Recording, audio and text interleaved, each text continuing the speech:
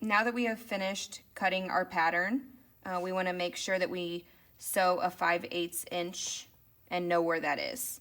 On the machine, there is a black line kind of up here, and it's indented in the metal throat plate, and it says 5/8. It's also down here in this white print, it says 5/8. We're paying attention to that because we're going to sew and practice going on the 5/8 inch.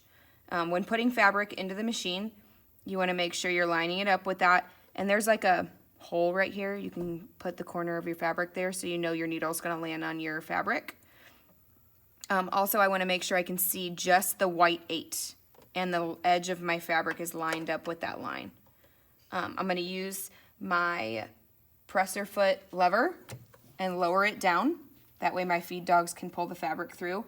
I also have this tail of my bobbin thread and my needle thread, and it's hanging off the back pretty good off my machine. When you first start, you may want to hold on to that so it doesn't get yanked back into the fabric or into the machine. I'm going to hold on to my fabric and I'm going to put the presser foot.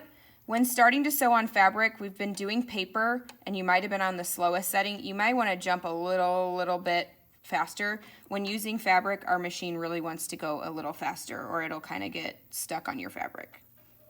I'm going to go just a little bit, 4 or 5 stitches, and then I'm going to hold this reverse button or the back stitch button and push my foot pedal at the same time.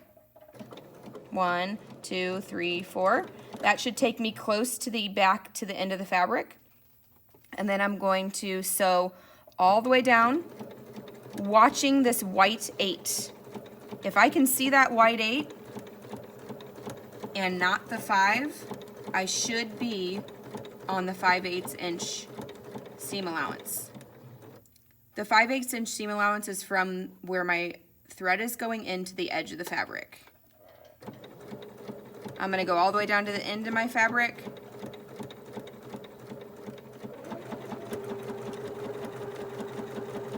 When I get there, I'm going to repeat the step of back stitching and go off of my fabric.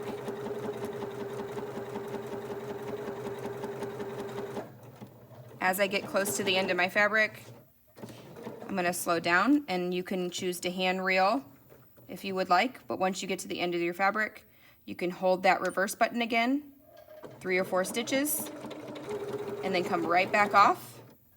When you get to the end of your fabric, you're going to lift up your presser foot, pull your threads. If your threads don't want to pull, you may want to twist your hand reel back and forth. Pull it so you have a nice long tail, and you can either cut with your scissors, or you can use this thread cutter on the side of your machine. Okay? Anytime you're done sewing, you want to make sure you trim your loose threads.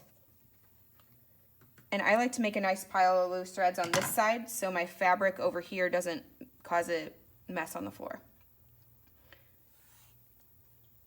After finishing this nice 5/8 inch seam, I'm going to continue this exact same step for all 4 sides of my sample. Again, lining up on that 5/8 inch, lowering my presser foot, making sure I have a nice long tail. I can see that 8. I'm going to go forward, back stitch, all the way down to the end of my fabric, back stitching again.